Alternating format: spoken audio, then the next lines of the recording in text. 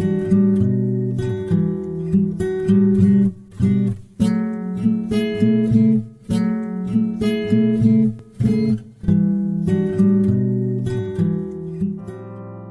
우리에게 주신 하나님의 말씀은 시편 15편 1절에서 5절과 고린도전서 10장 31절에서 33절 말씀입니다. 여호와여, 주의 장막에 머무를 자 누구 오며 주의 성산에 사는 자 누구 오니이까? 정직하게 행하며 공의를 실천하며 그의 마음에 진실을 말하며 그의 혀로 남을 허물하지 아니하고 그의 이웃에게 악을 행하지 아니하며 그의 이웃을 비방하지 아니하며 그의 눈은 망령된 자를 멸시하며 여호와를 두려워하는 자들을 존대하며 그의 마음에 서원한 것은 해로울지라도 변하지 아니하며 이자를 받으려고 돈을 꾸어주지 아니하며 뇌물을 받고 무죄한 자를 해하지 아니하는 자이니 이런 일을 행하는 자는 영원히 흔들리지 아니하리이다. 그런즉 너희가 먹든지 마시든지 무엇을 하든지 다 하나님의 영광을 위하여 하라. 유대인에게나 헬라인에게나 하나님의 교회에나 거치는 자가 되지 말고 나와 같이 모든 일에 모든 사람을 기쁘게 하여 자신의 유익을 구하지 아니하고 많은 사람의 유익을 구하여 그들로 구원을 받게 하라. 오늘 이 말씀에 많은 은혜 받으시기 바랍니다. 한 젊은 그리스도인이 청년 시절에 하나님의 은혜 가운데 크게 도전을 받아서 해외 선교를 위해서 자기의 삶을 헌신하기로 결단하고 직장을 그만두고 신학대학교에 입학해서 선교사로서 목회자로서 훈련을 받고 파송을 받게 되었습니다. 아주 힘들고 어려운 땅이었고 또 우리가 늘 흐증국이라고 얘기하는 힘든 곳이었는데 그곳에 가서 사람들의 삶의 모습 또 다른 선교사나 사역팀들이 일하는 모습을 보니까 자기가 해야 될 일들을 좀 정리하게 되었습니다. 우리나라가 전쟁 후에 아주 극심한 가난, 또 식량의 부족, 또 공산품의 부족, 또 정치 시스템의 낙후성 여러 가지를 겪으면서 지금까지 해왔던 60년대, 70년대, 80년대, 90년대 발자취가 있기 때문에 그곳에서 자신이 평생 동안 해야 될 일들을 아주 일목요연하게 체계적으로 좀 정리할 수 있었습니다. 주로 이제 농촌 지역이니까 농촌을 계몽하고 농사를 짓는 것을 좀 알려주는 것, 새마을 운동이나 또 가나안 농군 학교처럼 좀 부지런하고 또 더 수익성이 좋은 그런 작물이나 또 염소나 수어 같은 또 닭 같은 이제 가축들을 좀 기르는 것, 이 부분들을 좀 정리하고 또 자녀들이 공부하지 못하니까 초등학교와 중고등학교 교육기관들을 세우고 또 직업교육을 할 수 있는 기관을 세우는 것, 또 너무 힘들고 어려운 곳은 다 의료적인 시설도 없고 의사들, 의료진들이 없기 때문에 의료기관들을 또 세우는 것, 또 똑똑하고 앞으로 미래를 이끌어갈 리더가 될 사람들은 한국의 교회들과 연합해서 또 한국의 기독교 대학과 연합해서 한국에 유학을 보내고 장차 그 나라를 이끌어갈 엘리트를 만드는 것, 또 가정을 돕는 여러 복지 사역들, 이런 사역들을 체계적으로 그의 30대, 40대, 50대 평생에 걸쳐서 하게 되었습니다. 이 사역들은 사람이 많이 필요하고 사람을 많이 쓰게 되면 또 사람들을 고용하게 되면 재정이 많이 필요하고 또 작지 않은 공간, 건물도 필요하고 여러 곳이 필요한 것입니다. 그래서 자기를 파송한 교회뿐만이 아니라 자기 가까운 사람들, 가까운 그리스도인들을 한 명 한 명 찾아서 후원, 약속을 받고 또 그 일을 따라서 계속해서 그 일을 해나갔습니다. 30년 해보니까 아주 미친 듯이 뛰어다녔는데 선교지에서 일이 진척이 좀 느리고 일할수록 더 많은 자금과 에너지와 또 사람이 필요하게 되었습니다. 결국 이제 고국에 있는 부모님의 전답을 팔기도 했고 나중에는 부모님 사실은 집까지 저당 잡히고 또 대출을 받아서 계속했는데 추진하던 한 센터를 짓는 일을 중단하게 되었습니다. 금식하면서 기도하기 시작했습니다. 하나님 아시죠? 제가 얼마나 노력했는지 아시죠? 제 젊은 시절에 헌신하고 오직 이 일을 위해서 지난 30년 제가 달려왔습니다. 저는 제 인생을 포기한 사람입니다. 제 아내를 보십시오. 저희 아이들을 보십시오. 저희 아이들 제대로 교육도 못 받고 어려운 가운데 있어서 정서적으로도 어렵고 이런 병도 저나 제 아내에게 있습니다. 좀 이 문제를 좀 해결해 주셔서 제가 선교지에서 더 일할 수 있도록 해주시면 좋겠습니다. 근데 도무지 변화가 없습니다. 응답도 없습니다. 씨름하며 하나님께 기도하던 중에 하나님이 그 마음 가운데 넌지시 좀 얘기하시는 일종의 제가 말하는 것처럼 들리는 음성이라기보다는 마음의 깨달음을 얻게 되었습니다. 깨달음의 음성이죠. 사랑하는 아들아, 내가 원하는 건 내가 지금 짓고 있는 학교 캠퍼스가 아니다. 내가 원하는 건 그 캠퍼스 옆에 지금 짓고 있는 병원이 아니다. 내가 원하는 건 네가 지금 베이커리를 만들고 카페를 만들고 문화센터를 하는 주민복지센터가 아니다. 선교사님 깜짝 놀랐습니다. 깜짝 놀라서 소리쳤다 그럽니다. 하나님 이러시면 안 되죠. 하나님 이게 무슨 말씀이세요? 제 인생이 아깝잖아요. 제가 평생 하던 일인데요. 제 가족들은 어떻게 하고요? 저를 돕는 사람들은 어떻게 하고요? 가슴을 치면서 소리로 울부짖으면서 하나님께 요청했는데 그 밤이 지나가면서 그런 생각이 문득 들게 되었습니다. 지금까지 해온 이 모든 것들은 너의 생각이고 꼭 나의 생각이라고 볼 수 있지는 않지 않을까? 굉장히 냉정한 말씀이었습니다. 너의 생각과 계획이고 이것이 이 땅을 향한 내 주변에 있는 이 정말 어려운 영혼들을 향한 꼭 하나님의 생각일까? 그리고 그는 성경 밑에 묵상 노트에 결국 하나님의 마음을 이렇게 썼다 그럽니다. 내가 원하는 건 너 자신이야.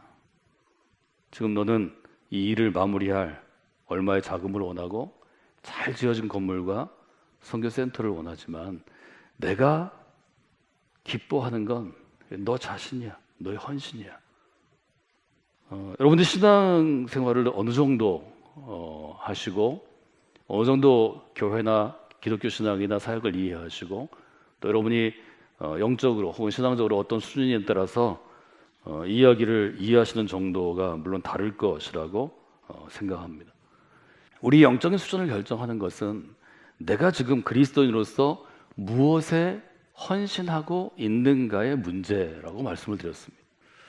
저는 신앙생활을 오래 하시고 혹은 저처럼 그리스도인 가정에서 태어나서 평생을 그리스도인으로 살아오고 또 교회 안에서 어떤 일을 하든지 결정할 수 있는 영향력을 가진 곧 목회자가 아니더라도 그런 그리스도인이라면 이 헌신의 의미를 자기 인생의 단계에 따라 신앙의 단계에 따라 좀 깊이 생각하시고 하나님과 상의하시고 교회 공동체와 상의하고 그 다음 발걸음을 딛는 것이 우리의 인생을 더 가치 있게 쓰임받는 일이라고 생각합니다. 헌신이란 말은 아주 쉬운 말이지만 헌신이란 말은 쉽게 설명할 수 없는 말입니다. 헌신이란 말은 사전적으로는 정의할 수 있지만 내 삶의 그리스도의 헌신으로 매듭짓는 것은 간단한 일이 아닙니다. 지금 저희 설교 제목이 그리스도인들이 잊지 말고 반드시 기억해야 할 것들입니다. 이것은 바울의 신앙의 원리와 원칙이라고 말할 수 있겠습니다. 예를 들어서 우리가 함께 읽은 고린도전서 10장에 보면 고린도 교인들을 향해서 아주 분명하게 그리스도인의 헌신의 원칙을 이렇게 얘기합니다. 무엇을 먹든지 무엇을 마시든지 무슨 일을 하든지 모든 것은 하나님의 영광을 위해 하는 것입니다. 이것이 바울이 정의한 헌신의 의미입니다. 듣기는 쉽지만 이해하기는 좀 어렵고요. 이해하기는 그냥 할 수 있지만 삶으로 살아내기는 너무 거대한 원칙입니다. 이것이 하나님께서 바울을 탁월한 영적인 일종의 교사로 세우신 이유 중에 하나라고 생각합니다. 저는 헌신에 대해서 얘기하면서 여러분들에게 관심을 물어봤습니다.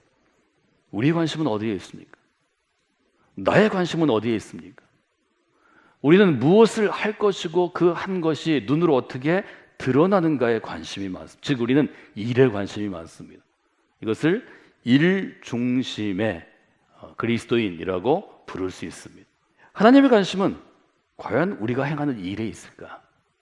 선교사는 수많은 일을 한 사람이고 성공한 선교사로 여러 세미나의 컨퍼런스에 자기가 어떻게 성공했는지를 계속 강의하는 강사였습니다. 그도 유명한 사람이었습니다. 유명한 그리스도인이요, 유명한 선교사요, 유명한 목사였습니다. 그럼에도 불구하고 그는 고민할 수밖에 없습니다. 우리가 지금 고백하고 있는 그리스도 신앙, 기독교 신앙의 가장 탁월한 점은 우리로 하여금 어떤 자리에 있든 어떤 위치에 있든 무슨 일을 하든 우리 자신 그 본질을 자꾸 보게 하는 것입니다. 바울의 표현으로 하면 주목하게 하는 것입니다. 하나님은 여러분이 얼마나 유능한가에 관심이 좀 적습니다. 얼마나 열심히 해서 어떤 일을 지금 하고 있든지 행해서 이룬 것에도 관심이 적습니다. 하나님은 여러분의 지금 그대로의 모습에 관심이 있습니다. 이것을 우리가 신학적이나 철학적인 용어로 being이라고 표현합니다. 한자어로 존재라고 표현하죠. 있는 그대로의 모습입니다. 모든 세상의 사람은 어떤 시대나 역사나 문명권이나 어떤 종교든지 doing에 관심이 있습니다. 뭘 했는가? 뭘 하고 있는가? 뭘 할 수 있는가? 하나님은 being에 관심이 있다는 거죠. 여러분이 오해를 아니하시기를 원합니다. 그리스도인들이 아무 일도 안 하고 앉아있으라는 말이 아닙니다. 순서가 중요하고 중심을 두는 부여하는 가치가 중요합니다. 이 점은 매우 중요한 것입니다. 저희 교회에서 중시하는 영적인 훈련 과정 가운데 제자훈련학교의 첫 학기 3개월 동안 12주 동안에 꼭 읽어야 되는 필독서 중에 제자입니까가 있습니다. 후안 올티즈 목사님이라고 남미에서 목회하다가 나중에 LA에서 스페인어를 쓰는 분들을 대상으로 목회하신 분인데요. 한국에 1980년대에 번역이 돼서 지금까지 베스트셀러 목록에 올라와 있죠. 올티즈 목사님은 제자의 삶에 대해서 얘기하면서 아주 재밌게 얘기합니다.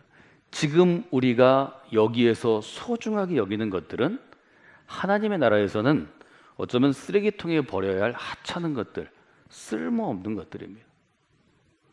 전 여러분에게 이 땅 가운데 그리스도의 삶이란, 우리가 소원의 항구로 두고 목적지로 하는 그리스도의 삶이란 하나님의 손에 붙잡혀서 낭비되어 버려지는 쓰레기통에 던져지는 인생이 아니라 하나님의 손에 붙잡혀서 달아 없어지도록 쓰임받는 존재가 되어야 합니다. 이렇게 늘 얘기했습니다. 이 선교사님의 얘기를 복기해 보면 그는 헌신한 그리스도인이었습니다. 한국교회에서는 칭찬받는 그리스도인이고 최선을 다했고 열심히 일했습니다. 순간순간 계속해서 하나님은 얘기하시는 겁니다. 이 일을 좀 늦게 해도, 혹 이 일이 안 돼도 나는 지금의 너 자신을 원한다는 것입니다.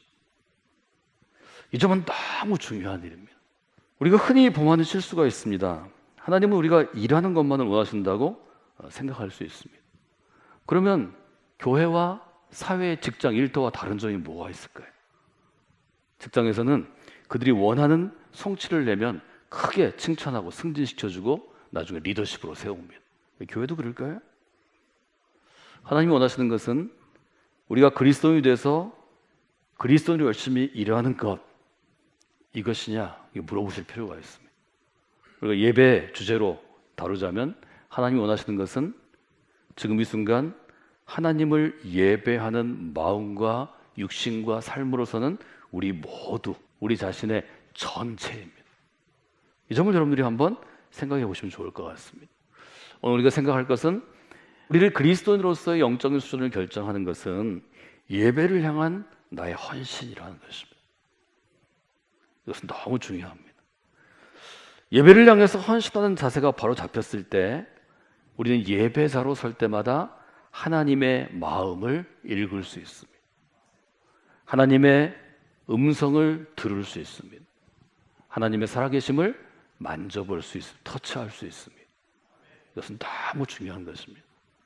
그래서 신앙생활하면서 하나님 앞에 바로 서는 예배에 대해서 잘 이해하고 잘 실천하고 적응하는 것은 신앙의 어떤 훈련이나 과정보다 중요한 것입니다. 사람이 일 잘하는 사람을 좋아하는 것은 조건을 따지는 것과 마찬가지입니다. 바울이 이 점에 굉장히 어려웠던 것 같습니다. 자, 여러분 시편 15편 읽어드렸는데요. 시편 15편을 저더러 주석하라 그러면 저는 예배자의 조건이라고 쓰고 싶습니다. 하나님께 예배하는 데는 조건이 필요했습니다. 1절에 질문하죠. 주의 장막에 머무를 자는 누구입니까? 주의 성산에 살 수 있는 사람은 누구입니까? 시편학자들은, 구약학자들은 이 질문과 2절부터 이어지는 대답의 형식에 주목합니다. 그래서 이 시편에 대해서 얘기할 때 성전의 입장, 성전에 들어갈 때 행하는 예식, 그래서 성전 입장 의식이라고 그렇게 규정합니다. 이스라엘 사람들이 예를 들어서 이 자리에 있는 우리가 성전에 들어가서 유대인으로 제사할 때 문지기가 묻는다는 거죠. 주의 장막에 머무를 자가 누구입니까? 정직하게 행하는 사람입니다. 공의를 실천하는 사람입니다. 그의 마음의 진실을 말하는 사람입니다. 주의 거룩한 산에 살 수 있는 사람은 누구입니까? 혀로 남을 비판하지 않는 사람입니다. 이웃에게 악을 행하지 않는 사람입니다. 이웃에게 없는 말을 만들어내서 그를 어렵게 하는 사람이 아닙니다. 말하자면 이렇게 묻고 대답하는 과정을 통해서 예배하는 자로서의 자기 조건을 보게 했다는 거죠. 저는 이 점을 좀 여러분들이 생각하시면 좋을 것 같습니다. 누가 유대인 중에 이 조건을 다 맞추어서 지키고 예배할 수 있을까요? 뭐 이런 구절도 있죠. 이자를 받으려고 돈을 꿔주지 않습니다. 뇌물을 받고 무지한 자에게를 해치지 않습니다. 이 조건들을 다 맞추는 것은 자기는 자격이 있다고 생각할지 모르지만 바울과 같은 철저한 신앙인들에게는 자격 없었습니다. 제사 드릴 때마다 고통스러웠습니다. 철저하게 예수님 이후에 신약시대를 살아가는 우리에게는 기준, 예배자의 기준이 맞아서 예배할 수 있다고 이야기하지 않습니다. 예배하고자 하는 마음이 있으면 하나님이 은혜로 기준은 맞지 않지만 받아주신다고 고백합니다. 이것이 믿음에 의한 구원입니다. 말하자면 우리 모두는 이 자리에 지금 시편 15편처럼 엄격한 기준을 정하면 예배하기 어려운 사람들입니다. 그러나 바울은 이 기준을 완화시킨 것이 아닙니다. 바울은 아주 소중한 걸 강조하죠. 고린도 교인들을 향해서 이렇게 얘기합니다. 무엇을 먹든지 하나님의 영광을 위해 하십시오. 무엇을 마시든지 하나님의 영광을 위하여 하십시오. 무엇을 입든지 하나님의 영광을 위하여 하십시오. 무엇을 하든지 하나님의 영광을 위하여 하십시오.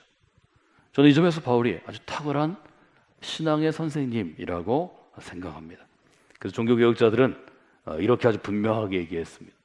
그리스도인으로 우리가 살기로 결단하면, 영적인 수준은 우리의 감정의 문제가 아니라 의지의 문제라고 말씀을 드렸는데요, 우리가 그리스도인으로 살기로 결단하면 삶의 모든 순간순간들이 예배의 영역으로 바뀌게 된다는 것입니다. 종교개혁자들은 이렇게 주장했죠. 그리스도인은 삶 전체로 예배해야 합니다. 여러분들은 이 믿음 위에 서 있는 사람들입니다. 주일의 예배는 너무 중요한 것입니다. 우리는 주일의 예배를 통하여 교회 공동체를 세우고 성도를 세우고 하나님의 나라를 세워갑니다. 여기서 그쳐서는 아니 됩니다. 우리의 어린 자녀들이 모일 수 있는 환경이든 모이지 못하는 환경이든 삶의 순간순간 무슨 일 가운데도 예배하는 자세와 예배하는 마음으로 나아가는 것이 중요하다는 것입니다. 그렇지 않으면 교회에 왔을 때만, 예배 시간에만, 교회 안에서만 예배자로 그리스도인으로 살고 그 외에는 자기 마음대로 살아가는 것이 인간이라는 것입니다. 이것은 예수님의 시대에도 동일한 문제였습니다. 바울의 제자들이 목회하던 초대교회에도 동일한 문제였습니다. 지금도 동일한 문제입니다.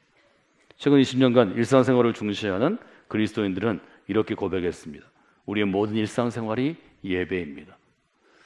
말하기는 쉽지만 이해하기는 좀 더 어렵고 이해할 수 있어도 살아가기는 아주 어려운 신앙의 원칙입니다.